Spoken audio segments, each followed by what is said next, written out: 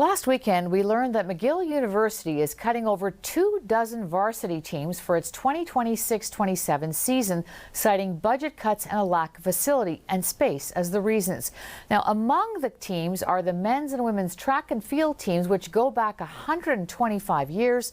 Joining us now to discuss this is Glenroy Gilbert, head coach of Athletics Canada, the governing body for track and field in Canada. Thanks for being with us, Mr. Gilbert. Thanks for having me. So I think, this decision caught a lot of student athletes and coaches completely off guard. What about you? Did you see it coming at all? No, not at all, actually. It was only probably a couple of days ago that somebody had mentioned to me that they were cutting the varsity program at McGill, which came as, a bit of a shock and surprise for sure, because, of course, I didn't realize that it was in jeopardy in any way. Yeah. So the track and field team has generated some top athletes, which you're very familiar with. Bruni Cern, for example, a gold medalist and four-time Olympian. How big a blow is this to the sport of track and field in Canada? Yeah, I think it's significant in that it's probably the best indoor track and field facility in the country.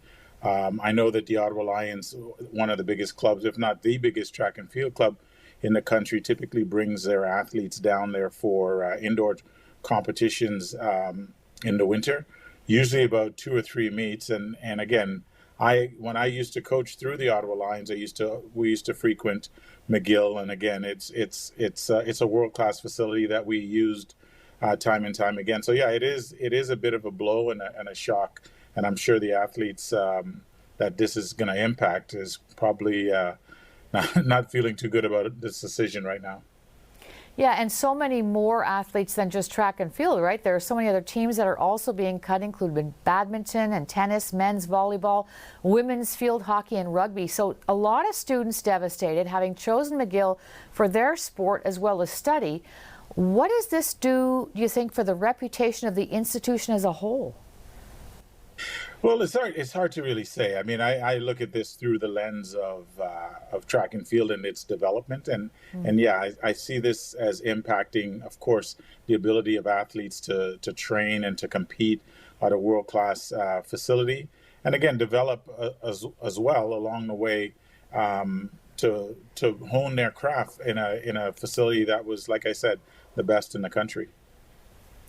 And do you think these kinds of cuts to varsity sports is something that could happen in other universities? Is it something that is on your radar now?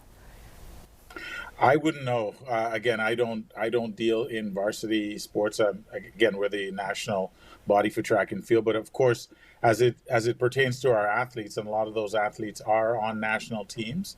So yeah, it does have you a little concern as to where this could go in terms of impacting other institutions.